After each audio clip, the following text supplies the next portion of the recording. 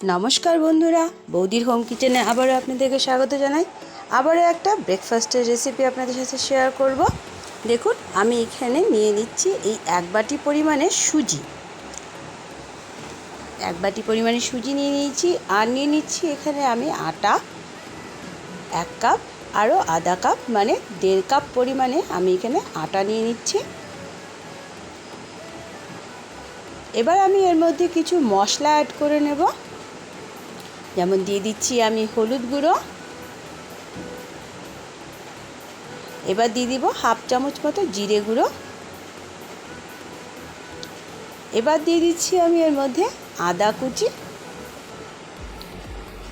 দিয়ে দিচ্ছি কাঁচা লঙ্কা কুচি, এবার দিয়ে দিব পরিমাণ মতো লবণ, আর দিয়ে দিব এর মধ্যে আমি গরম মশলা 1/2 চামচ মতো,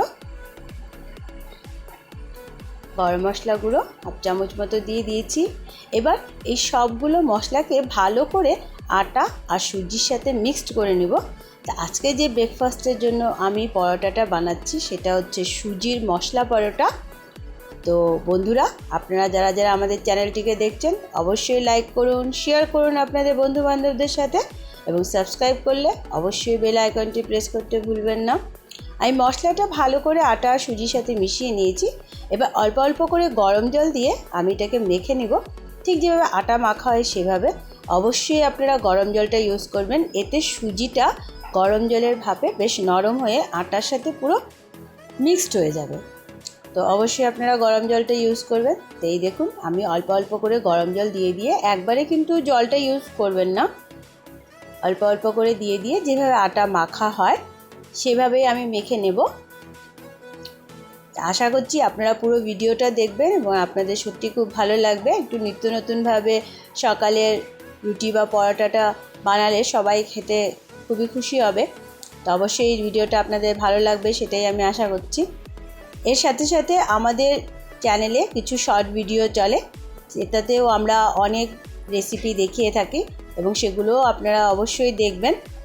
শর্ট ভিডিওগুলো আমাদের চ্যানেলে বৌদির হোম কিচেনের শর্ট ভিডিওগুলো অবশ্যই দেখবেন আপনারা, সেখানেও আপনারা অনেক ধরনের রান্নার রেসিপি পেয়ে যাবেন। তো এইভাবে অল্প অল্প করে জল দিয়ে দিয়ে পুরো আটাটা আমি মেখে নিচ্ছি সুজির সাথে ভালো করে, এবং আমি এটাকে 5 মিনিটের জন্য স্টোর করে রেখে দিব। মাখার পরে যখনই আপনারা এমনিতেও নর্মাল আটা ময়দা মাখবেন, 5 মিনিট একটু ঢাকা দিয়ে রেখে দিলে বেশ সফট হয়ে যায়, ময়েশ্চারটার মধ্যে ঢুকে বেশ সফট হয়ে যায়। তো সবসময় আটা বা ময়দা মাখলে রুটি পরোটার জন্য আপনারা 5টা মিনিট ঢাকা দিয়ে রেখে দেবেন। তো দেখুন, আমি 5 মিনিটের জন্য ঢাকা দিয়ে রাখছি।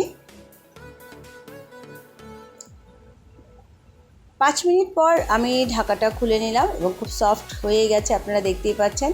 এবার পরোটার আকারে আমি লিচিগুলো কেটে নিব। আপনারা ছোট বা বড় যেরকম সাইজের চান পরোটা বানাতে পারেন, এইভাবে মিডিয়াম সাইজেরও বানাতে পারেন। আমি এইভাবে পরোটার লিচিগুলো কেটে নিচ্ছি।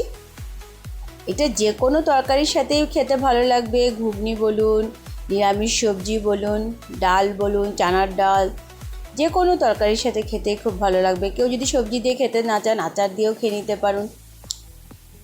তো এবার চলুন এগুলোকে আমি বলে নিচ্ছি। সামান্য একটু আটা দিয়ে দিয়ে আমি এগুলোকে পরোটার সাইজ করে বলে নিব। আপনারা আপনাদের শেপ অনুযায়ী বলে নিতে পারেন, ছোট বড় যেরকম আপনাদের ভালো লাগে। এই দেখুন, আমি কিন্তু এগুলোকে বলে নিচ্ছি এবং আমি আশা করছি আপনাদের ভালো লাগবে এই ভিডিওটা।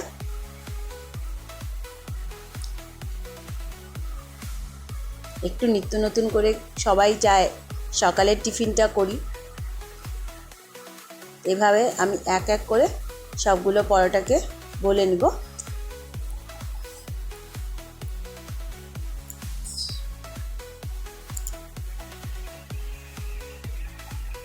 চটজলদি তৈরি হয়ে যাবে এই ব্রেকফাস্টের পরোটাটা।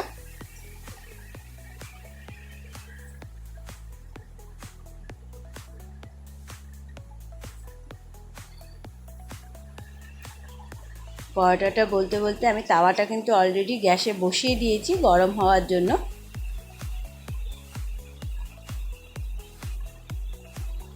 তো আমি এইভাবে সবগুলো এক এক করে বলে নিচ্ছি।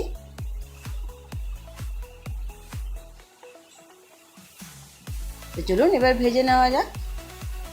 আমি তাওয়া বসিয়ে দিয়েছি, আগেই বলেছি, এবং তাওয়াটাও আমার বেশ গরম হয়ে গেছে। আমি এর মধ্যে একটা পরোটা প্রথমে দিয়ে দিলাম। এবার আপনারা এটা ঘি বা তেল যেটা আপনাদের ভালো লাগে সেটা দিয়ে আপনারা ভেজে খেতে পারেন। আমি প্রথমে ঘি দিয়ে ভেজে নিচ্ছি। আপনারা চাইলে তেল দিয়েও ভেজে খেতে পারেন, সেটাতেও ভালো লাগবে খেতে।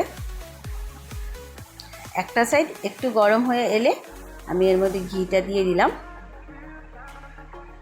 এখন বেশ লাল লাল করে পরোটাগুলো আমি ভেজে নেব।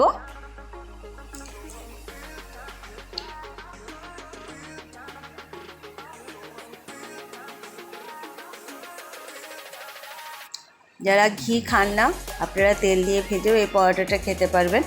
সুজির এই মশলা পরোটাটা খুবই টেস্টি লাগে খেতে। যে কোনো তরকারি বা ডাল দিয়ে খেতেও ভালো লাগে।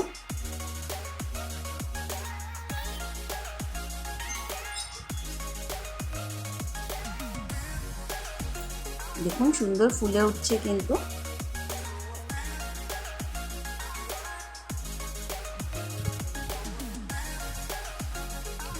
গরম জল দিয়ে মাখাতে সুজির যে দানাটা একদমই বোঝা যাচ্ছে না, কিন্তু খেতে দারুণ টেস্টি।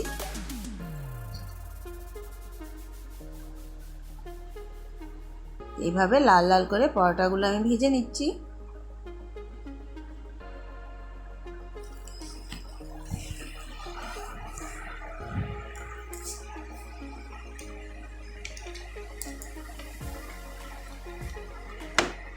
এই দেখুন এইভাবে বাকি পরোটাগুলো আমি ভেজে নেব।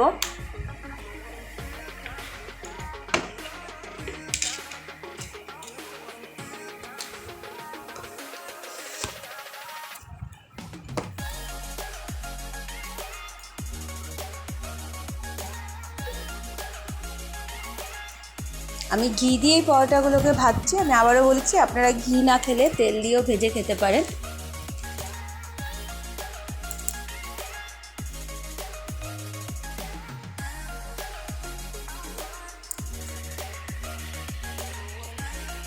পরোটা একটু লাল লাল করে ভাজলেই ভালো লাগে খেতে।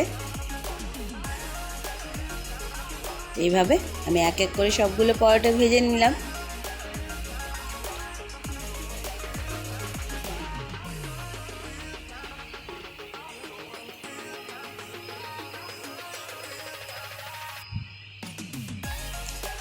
তো দেখুন বন্ধুরা, আমি এক এক করে সবগুলো পরোটা কিন্তু ভেজে নিয়েছি এবং খুব সুন্দর একটা কালারও হয়েছে পরোটাগুলোর।